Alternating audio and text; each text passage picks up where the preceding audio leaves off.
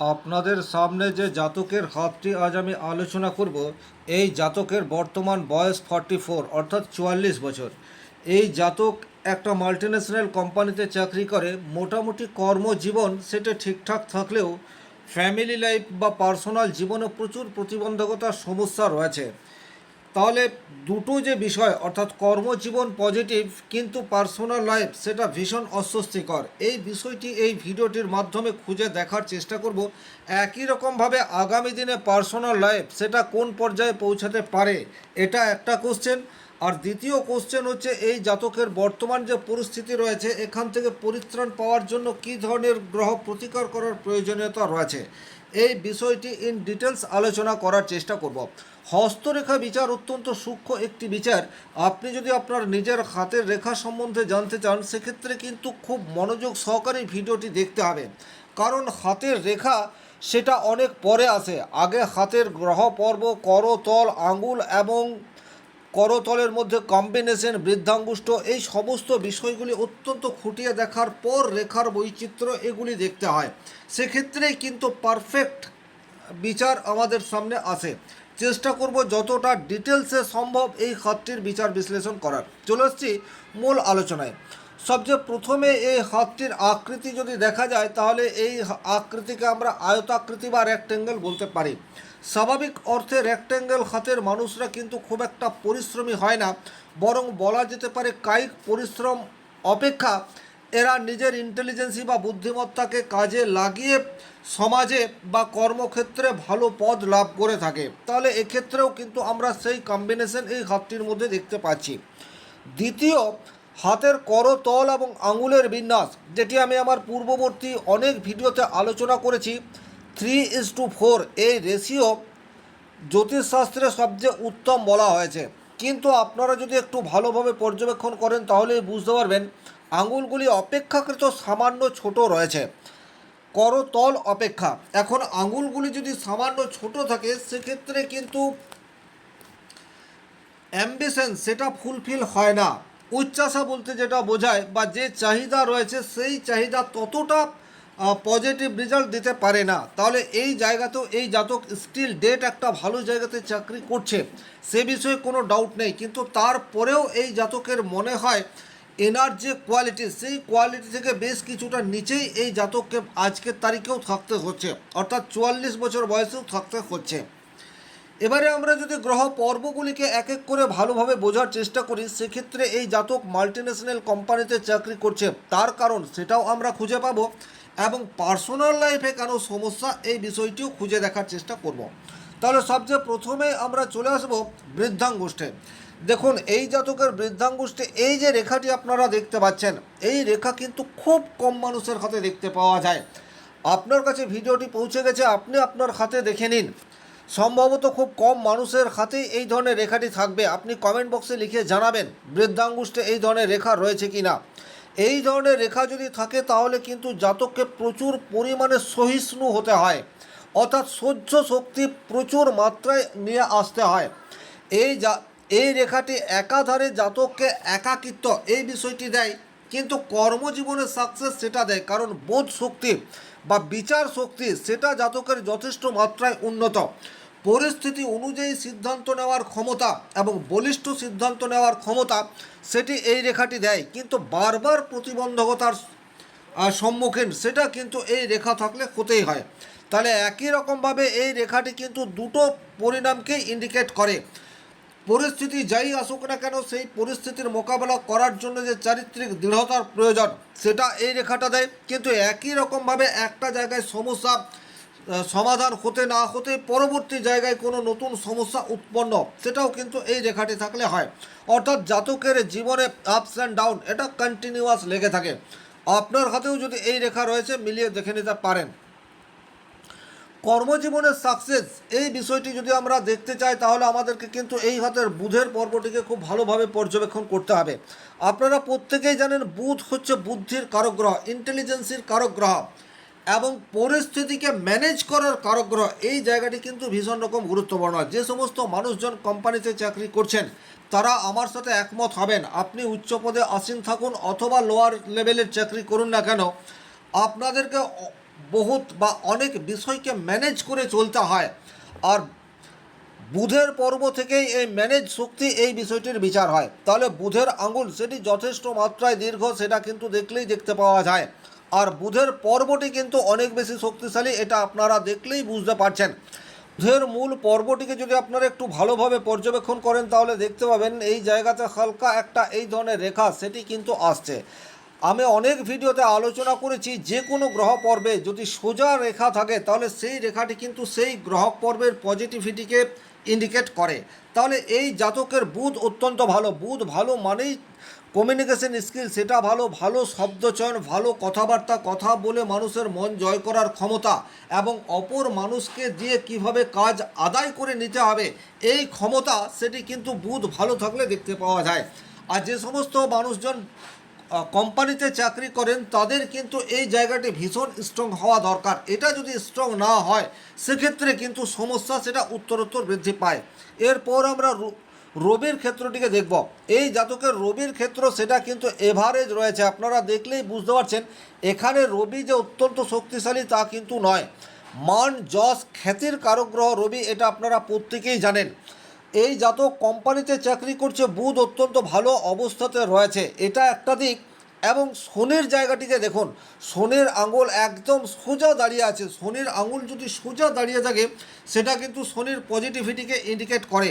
এবং একই রকমভাবে শনির পর্বটিকেও আপনাদেরকে ভালোভাবে পর্যবেক্ষণ করতে হবে। শনির পর্বে দেখুন এই ধরনের একটি প্রমিনেন্ট রেখা সেটি দেখতে পাওয়া যাচ্ছে এবং এই রেখার সাথে একটি এই ধরনের রেখা তৈরি হয়ে এখানে একটা ওয়াই সিম্বল তৈরি হয়ে যাচ্ছে। শনির ক্ষেত্রে যদি প্রমিনেন্ট একটি শনি রেখা থাকে সেটি কিন্তু ভাগ্য রেখার চেয়েও অনেক বেশি পজিটিভ রেজাল্ট দেয়, এ বিষয়ে কোনোরূপ ডাউট নেই। আমি প্রচুর মানুষের হস্তরেখা বিচার করেছি এবং আমি আমার অভিজ্ঞতায় যেটা দেখেছি, যাদের হাতে শনি রেখা প্রমিনেন্টলি রয়েছে তারা কিন্তু কর্মজীবনে ভালো সাকসেস এটা পায়। ফ্যামিলি লাইফ সেটা অন্য বিষয়, কিন্তু কর্মজীবনে অর্থাৎ পার্থিব চাহিদা সেটি কিন্তু ফুলফিল হতেই পারে। এই হতে কিন্তু শনির জায়গাটি যথেষ্টই ভালো। তাহলে এখানে রবির ক্ষেত্র এভারেজ, তারপরেও এই জাতক মোটামুটি ভালো জায়গায় চাকরি করছে এটা আমরা বলতে পারি। কিন্তু রবির ক্ষেত্রটা ভালো না থাকার জন্যে জাতকের যা কোয়ালিটি সেই কোয়ালিটি অনুযায়ী জাতকের কর্মক্ষেত্রে উন্নতি সেটা কিন্তু হয়নি। এই জায়গাটিও আপনাদেরকে বুঝতে হবে। যে পদের যোগ্য বা যে কাজ এই জাতককে করতে হয় সেই সাপেক্ষে এই জাতকের স্যালারি বলুন, সুযোগ সুবিধা বলুন বা মান সম্মান বলুন সেটা অনেকাংশে কম রয়েছে। কিন্তু তারপরেও ভালো অর্থ কোম্পানি থেকে পেয়ে যায়, এ বিষয়ে কিন্তু কোনোরূপ ডাউট নেই। তাহলে বুধ এবং শনির ক্ষেত্রটি স্ট্রং থাকার জন্য জাতক মোটামুটি কর্মজীবনটা ঠিকঠাক রয়েছে। বৃহস্পতি জ্ঞানের কারক গ্রহ, বৃহস্পতির ক্ষেত্রে দেখুন কোনো ধরনের নেগেটিভ সাইন দেখতে পাওয়া যাচ্ছে না। বৃহস্পতির ক্ষেত্রে যদি ভালো হয় সেক্ষেত্রে কিন্তু নিজের জ্ঞান, নিজের বিদ্যা বুদ্ধিকে কাজে লাগিয়ে যে কোনো বড় সমস্যার সমাধান এই জাতক অনায়াসেই করতে পারে। এবং এখানে আরও একটা রেখা আপনাদেরকে খুব ভালোভাবে দেখতে হবে, সেই রেখাটি হচ্ছে শিরোরেখা।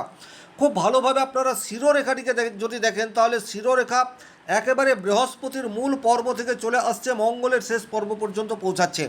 তাহলে যুক্তি এবং বিশ্বাস আর নলেজ এই তিনের সংমিশ্রণ শিরোরেখার দ্বারা বিচার করা হয়। আপনার মধ্যে অনেকটা জ্ঞান রয়েছে কিন্তু আপনি কি সেই জ্ঞানটাকে যথাযথ জায়গায় কাজে লাগাতে পারছেন, এই প্রশ্নের উত্তর কিন্তু কেবলমাত্র শিরোরেখা থেকে দেখতে পাওয়া যায়। শিরোরেখা বৃহস্পতি এবং মঙ্গল দ্বারা বিশেষভাবে প্রভাবিত হয়। তাহলে এখানে বৃহস্পতির মূল পর্ব অনেক বেশি শক্তিশালী এবং মঙ্গলের মূল পর্ব অনেক বেশি শক্তিশালী। তাছাড়া শিরোরেখা স্ট্রেট রয়েছে, সুতরাং এই জাতক একবার যেটা কমিটমেন্ট করে ফেলে সেই কাজ এই জাতক কিন্তু করবেই। এবং নিজের যে জ্ঞান বা নিজের যে নলেজ রয়েছে, নিজের যে পার্সোনালিটি রয়েছে সেটাকে সব সময় কাজে লাগানোর চেষ্টা এবং সেক্ষেত্রে সাকসেস পাওয়ার সম্ভাবনা অধিক, এ বিষয়টিও কিন্তু প্রমিনেন্টলি দেখতে পাওয়া যায়। কর্মজীবনের সাকসেস তার কারণ সেটা আমরা হাতের মধ্যে প্রমিনেন্টলি দেখতে পাচ্ছি, কিন্তু পার্সোনাল লাইফে প্রচুর মাত্রায় সমস্যা। এর কারণটি কোথায়, এবারে কিন্তু এই জায়গাটিকে আপনাদেরকে খুব ভালোভাবে পর্যবেক্ষণ করতে হবে। হাতে যে কয়েকটি রেখা থাকে তার মধ্যে সবচেয়ে প্রধান রেখা হচ্ছে আয়ু রেখা। তাহলে রেখার বিন্যাস সেটিকে যদি আপনি ভালোভাবে দেখেন তাহলে কিন্তু রেখার বিন্যাসটি খুব ভালো এটা আপনারা বলতে পারবেন না। এই ধরনের কিন্তু আয়ু রেখা তৈরি হয়ে রয়েছে, অর্থাৎ এটাকে সম্পূর্ণ পজিটিভ শেপ এটা বলা যাবে না। যে কোনো রেখা বিচার করার পূর্বে সেই রেখার শেপ এটাকে কিন্তু খুব ভালোভাবে পর্যবেক্ষণ করতে হবে।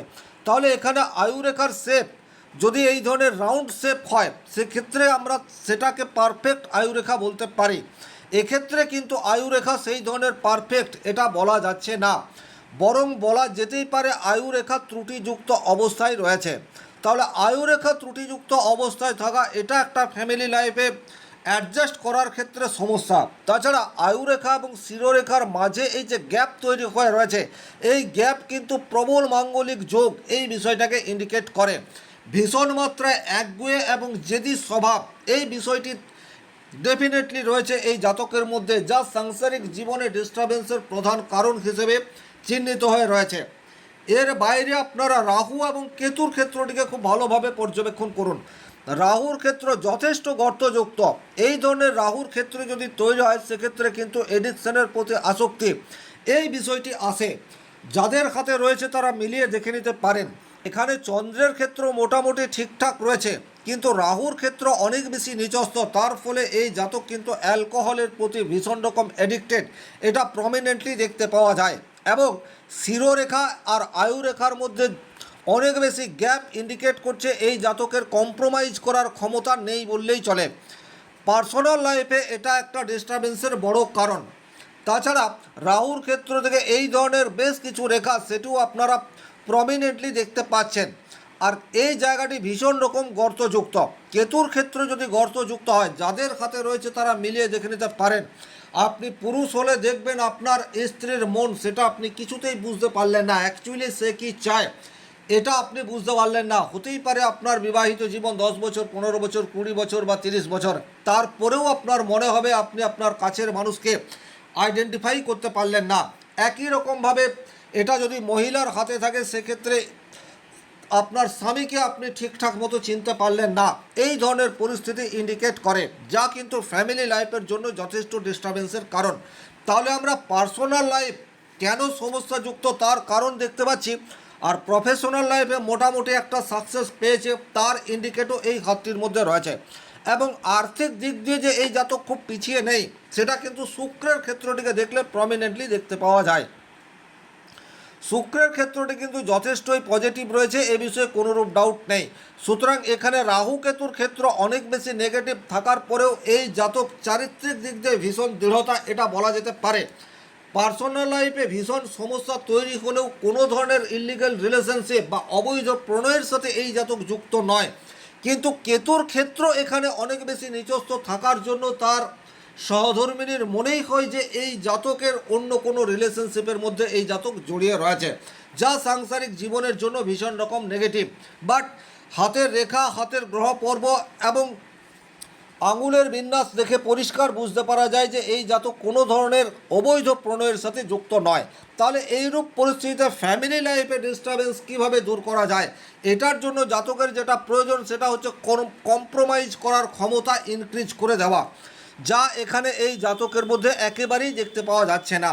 তাহলে কম্প্রোমাইজ এই বিষয়টি আসে শনির কাছ থেকে। পেশেন্স এবং ধৈর্য, পরিস্থিতি অনুযায়ী ডিসিশন এটা শনি নিয়ন্ত্রণ করে।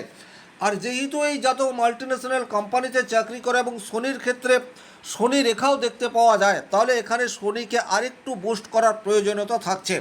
এখানে মঙ্গলের নেগেটিভিটি অনেকাংশে লাঘব হবে শনিদেবকে তুষ্ট করতে পারলে। তাহলে শনিদেবের উপায় সেটি করার এই জাতকের বিশেষ প্রয়োজন। এই ছিল এই ক্ষেত্রের মূল আলোচ্য বিষয়। যদি ভিডিওটি ভালো লাগে সেক্ষেত্রে লাইক করবেন, কোথাও কোনো প্রশ্ন বা সংশয় থাকলে কমেন্ট বক্সে লিখে জানাবেন, আর চ্যানেলে নতুন হয়ে থাকলে সাবস্ক্রাইব করে পাশে থাকা অল নোটিফিকেশন বেল আইকনটি প্রেস করে দিন। ভালো থাকুন, সুস্থ থাকুন, ধন্যবাদ।